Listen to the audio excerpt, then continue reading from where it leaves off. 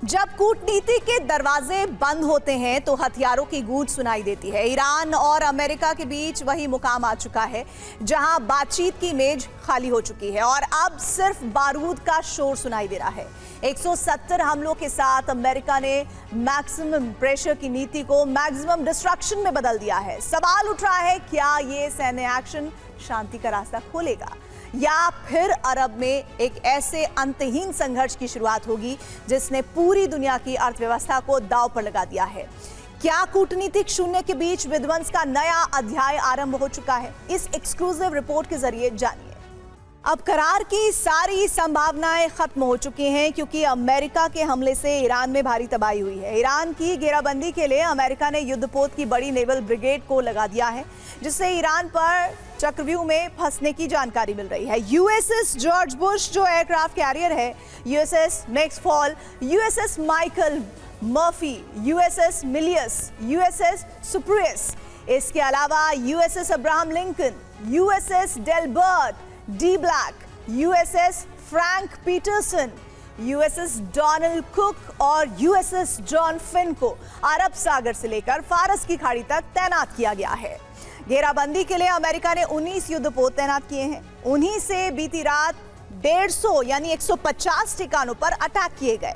पिछले 48 घंटे में अमेरिका ने ईरान पर कुल 170 हमले किए, जिससे ईरान के 10 शहरों और 5 द्वीपों को बहुत बड़ा नुकसान पहुंचा है। इस बार हमलों का विस्तार किया गया। सैन्य ठिकानों पर हमले किए गए, परमाणु संयंत्रों को टारगेट किया गया, द्वीपों पर हमले हुए, बंदरगाहों पर ड्रोन गिराए गए, ऑयल स्टोरेज को टारगेट किया गया, गैस पाइपलाइन पर हमले हुए, रेलवे इंफ्रा को ध्वस्त करने के लिए हमले हुए, एयरपोर्ट पर भी मिसाइलें गिरी, प्रशासनिक इमारतों को नुकसान पहुंचाया, साथ ही मिसाइल सिटी को भी टारगेट किया। अमेरिका को जाल में फंसाने के लिए ईरान ने हॉर्मुज में खुफिया ठिकाने बनाए हैं जो ईरान के द्वीपों पर हैं, जिसमें पहला सैन्य ठिकाना केश्म द्वीप है जो 1491 वर्ग किलोमीटर का है। दूसरा सैन्य ठिकाना हॉर्मुज द्वीप है, ये द्वीप 42 वर्ग किलोमीटर का है। तीसरा सैन्य ठिकाना लराक द्वीप पर है, इसका क्षेत्रफल 49 वर्ग किलोमीटर है। चौथा ठिकाना अबू मूसा द्वीप पर है, जिसका क्षेत्रफल 12.8 वर्ग किलोमीटर है, जबकि पांचवा ठिकाना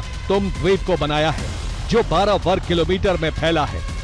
ईरान ने आइलैंड का चक्रव्यूह तैयार किया है जो एक सैन्य ठिकानों की तरह काम कर रहे हैं। वहाँ हाईटेक हथियार लगाए गए हैं जिससे हॉर्मुज के सकरे रास्ते में अमेरिका फंस जाए। इसके लिए बड़ा जाल बिछाया गया है। निगरानी के लिए लराक और हॉर्मुज द्वीप पर रडार और ड्रोन तैनात हैं जिनसे ट्रैकिंग की जा रही है, जबकि घेराबंदी के लिए केश्म और अबू मूसा पर एंटी शिप मिसाइलें तैनात की गई हैं। और एक बार शिप फंस गए तो स्पीड बोट्स और अंडर वाटर ड्रोन से अचानक हमला करके तबाह कर देगा। अमेरिका ने ईरान के इंफ्रास्ट्रक्चर पर भी हमला किया है और इस दौरान मशहद तेहरान रेल नेटवर्क तबाह हो गया, जो तेहरान से मशहद तक 930 किलोमीटर तक लंबा है। ये ईरान का सबसे व्यस्त यात्री रेल मार्ग है और ईरान का सबसे बड़ा मालवाहक रेल मार्ग भी है।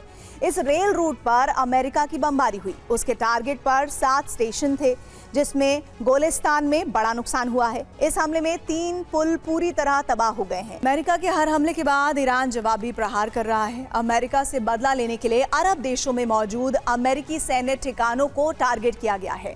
ईरान पर 90 बार हमले हुए तो ईरान ने भी अमेरिकी ठिकानों पर 85 बार अटैक किया। ईरान के टारगेट पर कुवैत, बहरीन और जॉर्डन जैसे देश हैं जहां अमेरिकी सेना का बेस है। ईरान ने अमेरिका के 4 बेस को तबाह करने का दावा किया है। ईरान ने फिर अमेरिका के एक MQ-9 रीपर ड्रोन को गिरा दिया है और गुरुवार को भी ईरान के हमले जारी हैं। साथ ही जॉर्डन में अब तक 10 मिसाइल हमलों को नाकाम किया गया है। ईरान ने बहरीन के सलमान बंदरगाह पर हमला किया। बंदरगाह पर अमेरिकी नेवी को निशाना बनाया गया। कुवैत के अली अल सलेम एयरबेस पर भी हमला किया गया। यहां अमेरिका की एरोस्पेस फोर्स को निशाना बनाया गया। बहरीन में अमेरिकी नौसेना की 5वीं फ्लीट के मुख्यालय पर हमले जारी हैं। ईरान ने फिर यहां मिसाइल से हमले किए। ईरान ने मिसाइल से पेट्रियट के रडार को टारगेट किया। ईरानी हमलों में अमेरिकी नेवी का कम्युनिकेशन टावर भी नष्ट हो गया। बहरीन में यूएस नेवी को भारी नुकसान होने के दावे किए जा रहे हैं। जॉर्डन इस बार अहम निशाना रहा है। ईरान ने जॉर्डन के अल अजराक एयरबेस को निशाना बनाया। यहां लॉन्ग रेंज ईरानी मिसाइल से अटैक किए गए। ईरानी मीडिया का दावा है कि ईरान की मिसाइलें F-35 जेट के हैंगर पर गिरी। मिली। F-35 हैंगर के नष्ट होने का दावा किया जा रहा है। रिपोर्ट में यह दावा है कि अमेरिका के कई F-35 जेट जल गए हैं। ईरान के मिसाइल हमलों से बचने के लिए अमेरिकी बेस पर मौजूद सैनिक पेट्रियट एयर डिफेंस से मुकाबला कर रहे हैं। पेट्रियट एयर डिफेंस से ईरान की कई मिसाइलें गिराई गई हैं। पेट्रियट की वजह से ही कुवैत, बहरीन में बड़ी तबाही टल गई है। यूएस से इंटरसेप्टर मिसाइलों की सप्लाई शुरू कर दी गई है। ईरान भी लंबी जंग के लिए तैयार है। ईरान में अंडरग्राउंड ठिकाने खोल दिए गए हैं। अमेरिकी हमले के डर से ईरान मिसाइल लॉन्चर्स को छिपा रहा है, मिसाइलों को सुरंग में वापस भेज रहा है। ईरान को अमेरिका के हमले का डर इसलिए है, हथियार सुरक्षित जगह पहुंचाए जा रहे हैं। ईरानी सेना में इन दिनों बड़े पैमाने पर भर्तियां की जा रही हैं। 10 लाख लोगों को सेना से जोड़ा गया है। ईरान में जगह जगह हथियारों की ट्रेनिंग भी दी जा रही है। ईरान और अमेरिका के बीच महायुद्ध का नया अध्याय शुरू हो गया है और हॉर्मुज़ इस जंग का सबसे बड़ा केंद्र बिंदु है। जंग का विस्तार करते हुए नेटो भी इस बार अमेरिका का साथ देने के लिए तैयार हो गया है और ट्रंप ने अरब देशों के साथ मिलकर ईरान के खिलाफ नया गठबंधन बनाने के संकेत दिए हैं। एक तरफ अमेरिका, नेटो और अरब देशों का गठबंधन हॉर्मुज़ को अंतर्राष्ट्रीय नियंत्रण में लेकर ईरान से छीनना चाहता है, तो दूसरी तरफ ईरान इसे अपनी संप्रभुता का आखिरी किला मानकर किसी भी हद तक जाने को तैयार है। देखिए इसी पर ये रिपोर्ट। एक्सियोस के रिपोर्ट के मुताबिक सेंटकॉम इस बात के लिए तैयार है कि ये लड़ाई हफ्तों खिंच सकती है। अमेरिका हॉर्मुज़ स्ट्रेट पर कब्जे के लिए लंबी लड़ाई की तैयारी कर रहा है। तनाव का ये दौर 1-2 दिन, 1 हफ्ता या 1 महीने तक चल सकता है। अमेरिकी सेना के हमले कितने लंबे चलेंगे, ये इस बात पर निर्भर करेगा कि ईरान हॉर्मुज़ स्ट्रेट में कमर्शियल जहाजों पर हमले जारी रखता है या नहीं।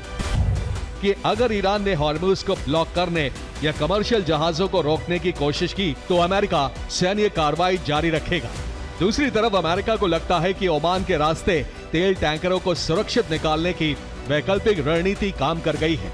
इसलिए तेल की कीमतों के डर से अमेरिका इस बार ईरान के सामने झुकने वाला नहीं है कि हॉर्मुज़ स्ट्रेट सिर्फ ईरान की शर्तों और व्यवस्था के तहत ही खुलेगा। मतलब साफ है, ईरान जब चाहे हॉर्मुज़ को बंद कर सकता है। ये ईरान की पुरानी रणनीति को दिखाता है। हॉर्मुज़ ईरान के लिए लाइफलाइन की तरह है, जबकि पश्चिमी देशों के खिलाफ ईरान का सबसे बड़ा हथियार है। क्योंकि अंकारा में हुई नेटो समिट में नेटो के महासचिव मार्क रूटे ने खुलकर ईरान पर अमेरिकी एयर स्ट्राइक का समर्थन किया है। साथ ही ईरान के हॉर्मुज़ में कमर्शियल जहाजों पर हमले को सीज़फायर का उल्लंघन बताया है। नेटो देशों ने हॉर्मुज़ स्ट्रेट को अंतर्राष्ट्रीय जहाजों के लिए पूरी तरह मुक्त करने की मांग रखी है। ईरान ने परमाणु हथियारों को लेकर सबसे बड़ी चेतावनी दे दी है। ईरान अब अपने पुराने स्टैंड से पूरी तरह पीछे हटकर अपने परमाणु सिद्धांत यानी न्यूक्लियर डॉक्ट्रिन को बदलने जा रहा है। इसका सीधा और साफ मतलब यह है कि ईरान अब उत्तर कोरिया की राह पर चलकर आधिकारिक रूप से एटम बम बनाने का फैसला ले सकता है। विशेषज्ञों का दावा है कि ईरान के पास मौजूद 60% संवर्धित यूरेनियम को हथियार ग्रेड तक पहुंचाने में अब बेहद कम समय बचा है। दूसरी तरफ इजरायल ने ईरान के पास रासायनिक हथियार होने का नया दावा करके तनाव को चरम पर पहुंचा दिया है। ट्रंप ने भी दो टूक कह दिया है कि अब बातचीत का वक्त खत्म हो चुका है और ईरान के हर वार का जवाब 20 गुना ताकत से हमला करके दिया जाएगा। ईरान पहली बार खुलकर संकेत दे रहा है कि वो एटम बम बना सकता है। ईरान ने परमाणु अप्रसार संधि यानी एनपीटी से बाहर निकलने की चेतावनी दी है। ये बयान ईरानी संसद के राष्ट्रीय सुरक्षा आयोग की ओर से आया है। ईरानी संसद के राष्ट्रीय सुरक्षा आयोग के प्रवक्ता इब्राहिम रिजाई ने कहा है कि एनपीटी से हटना और बाबल मंदेब जल डमरू मध्य को बंद करना अमेरिका और उसके सहयोगियों की कार्रवाई के जवाब में ईरान के विकल्पों में शामिल है। ईरान के उप विदेश मंत्री काजिम गरीबाबादी ने डोनाल्ड ट्रंप को हत्यारा अपराधी बताया और कहा कि ऐसे व्यक्ति को उसी भाषा में जवाब दिया जाएगा जिसे वो समझता है। ईरान के विदेश मंत्री सैयद अब्बास अरागची ने भी कहा कि ईरान धमकियों का जवाब शब्दों से नहीं, कार्रवाई से देगा। न्यूक्लियर डॉक्ट्रिन बदलते ही ईरान के परमाणु रेस शुरू हो जाएगी। 2015 में अमेरिका और ईरान के बीच हुए JCPOA समझौते के वक्त ईरान को सिर्फ 3.67% तक यूरेनियम संवर्धन की अनुमति थी, लेकिन 2019 में ईरान ने यूरेनियम संवर्धन 20% के स्तर तक पहुंचा दिया। फिर पता चला कि ईरान 60% तक यूरेनियम संवर्धन कर चुका है और ईरान में करीब 1000 पाउंड संवर्धित सामग्री हो सकती है। सबसे बड़ा डर 90% यानी हथियार ग्रेड स्तर तक यूरेनियम संवर्धन का है। अगर ईरान इस सीमा तक पहुंचता है तो दुनिया के सामने परमाणु शक्ति संपन्न ईरान होगा। युद्ध के बीच अब ईरान के परमाणु सिद्धांत में बदलाव के संकेत सामने आने लगे हैं। तो क्या ईरान परमाणु शक्ति बनने की दिशा में निर्णायक कदम बढ़ा रहा है? ईरानी संसद की राष्ट्रीय सुरक्षा आयोग ने एनपीटी से बाहर निकलने की चेतावनी दी है। ये अब तक के सबसे बड़े रणनीतिक संकेतों में माना जा रहा है। इसके साथ ही आशंका जताई जा रही है कि ईरान भविष्य में संवर्धित यूरेनियम को 90% तक ले जा सकता है। इजरायली प्रधानमंत्री बेंजामिन नेतन्याहू ने एक इंटरव्यू में दावा किया है कि ईरान के पास सिर्फ परमाणु का ही खतरा नहीं है, बल्कि उसके पास निश्चित रूप से रासायनिक यानी केमिकल हथियार भी मौजूद हैं। नेतन्याहू ने आगाह किया है कि ईरान का शासन इन केमिकल हथियारों से अमेरिकी नागरिकों को निशाना बनाने और उन्हें मारने में जरा सा भी संकोच नहीं करेगा। दुनिया की नजर इस बात पर है कि क्या मुज्तबा खामेनेई उसी रास्ते पर चल पड़े हैं जिस पर कभी उत्तर कोरिया चला था। परमाणु सिद्धांत में बदलाव के संकेत बता रहे हैं कि ईरान अब परमाणु को लेकर अपने पुराने रुख से पीछे हट रहा है। एनपीटी छोड़ने की चेतावनी इसलिए बड़ी है क्योंकि ये वो अंतर्राष्ट्रीय व्यवस्था है जिसके तहत परमाणु कार्यक्रमों पर निगरानी रखी जाती है। अगर ईरान इस व्यवस्था से बाहर निकलता है तो उसके परमाणु कार्यक्रम पर IAEA से कोई निगरानी नहीं हो सकेगी। उत्तर कोरिया ने 2003 में इसी तहत एनपीटी छोड़ी थी और उसके बाद अपने परमाणु कार्यक्रम को तेजी से आगे बढ़ाया। तो क्या ईरान भी उसी राह पर बढ़ रहा है? अब एनपीटी और ईरान के परमाणु कार्यक्रम की पूरी टाइमलाइन भी देख लीजिए। 1968 में एनपीटी यानी परमाणु अप्रसार संधि अस्तित्व में आई। 2015 में JCPOA के जरिए ईरान के परमाणु कार्यक्रम को सीमित करने की कोशिश हुई और अब 2026 में पहली बार एनपीटी छोड़ने की खुली चेतावनी सामने आई है। तो क्या 2027 में या बहुत जल्द ईरान एटम बम बनाने वाला है? जहां एक तरफ ईरान पर हमले करके अमेरिका ने युद्ध का दूसरा चरण आरंभ कर लिया है, दूसरी तरफ यूक्रेन के साथ मिलकर ट्रंप यूरोप में कुछ बड़ा खेल करने की तैयारी में है। अंकारा समिट के दौरान ट्रंप और ज़ेलेंस्की की मीटिंग से इसके संकेत मिले हैं। आखिर क्या कुछ हो सकता है? इस एक्सक्लूसिव रिपोर्ट के जरिए जानिए यूरोप में क्यों बदल रहे हैं समीकरण। डोनाल्ड ट्रंप और वोलोदिमीर ज़ेलेंस्की में 60 मिनट की मैराथन मीटिंग हुई। रूस पर हमलों को लेकर ट्रंप ने ज़ेलेंस्की से लंबी बात की। रूस के हमले रोकने के लिए सुरक्षा चक्र बनाने पर बात हुई। हथियारों की नई खेप को लेकर भी बात होने की चर्चा है।